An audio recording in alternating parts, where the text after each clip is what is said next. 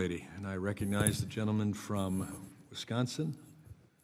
Thank you for coming on over here to our humble hearing room. Hi, Congressman Grothman. I miss you. Oh.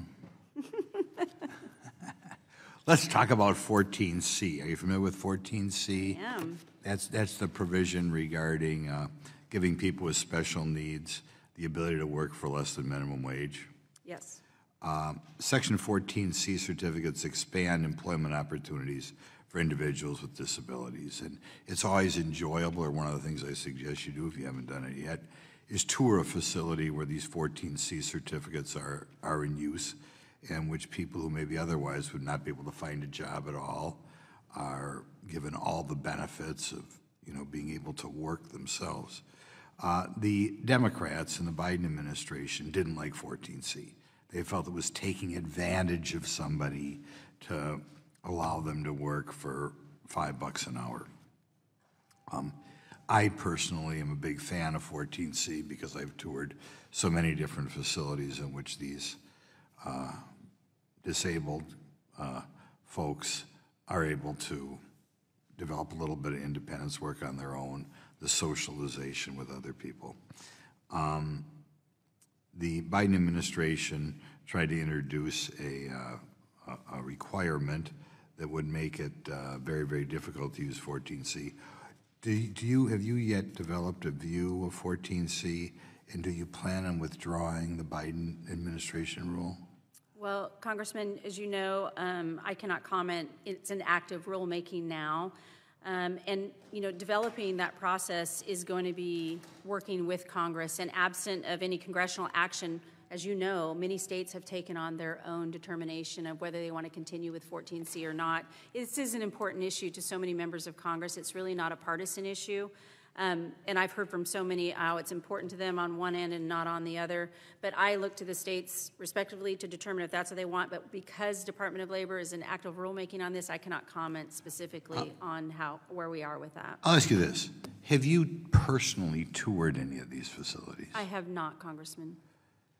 I can't ask you to come to Wisconsin because you have to come to every state. But would you be like it someday if we set up a tour and see a few of them, so you see the type of people whose lives would be affected, and in some cases, I would argue, almost ruined? Yes, I would be. I think it would be important to understand. Absolutely. Wisconsin, it is. We'll set something up. Give you 3 or 4 of these things. Next thing is kind of, hopefully, it's not too obscure. There are more than in Wisconsin, we have more than 600 volunteer fire departments. I bet it's higher than that.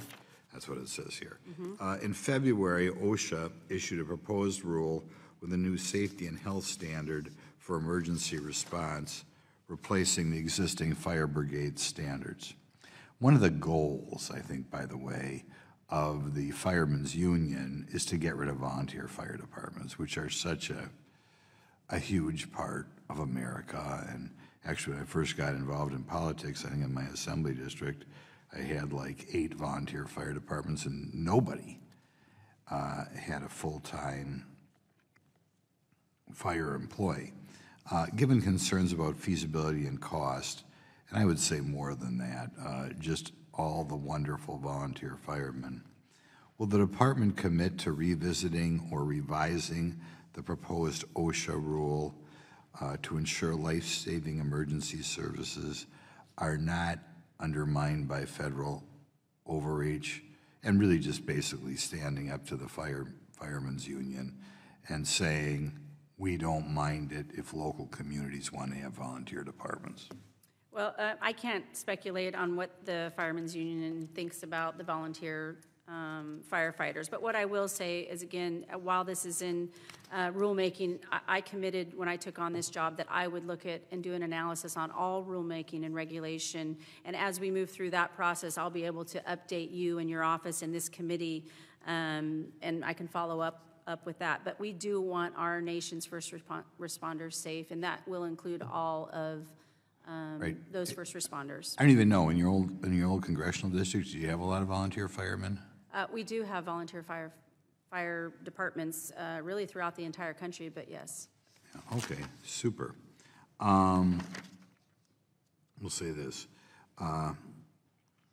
President Trump signed Executive Order 14173, which rescinded Executive Order 11246. That was an order from 1965, a horrible, horrible order that established employment. Am I over here? You're going over. I'm committed to working with your office and can answer those. Okay, thank you much. Yep.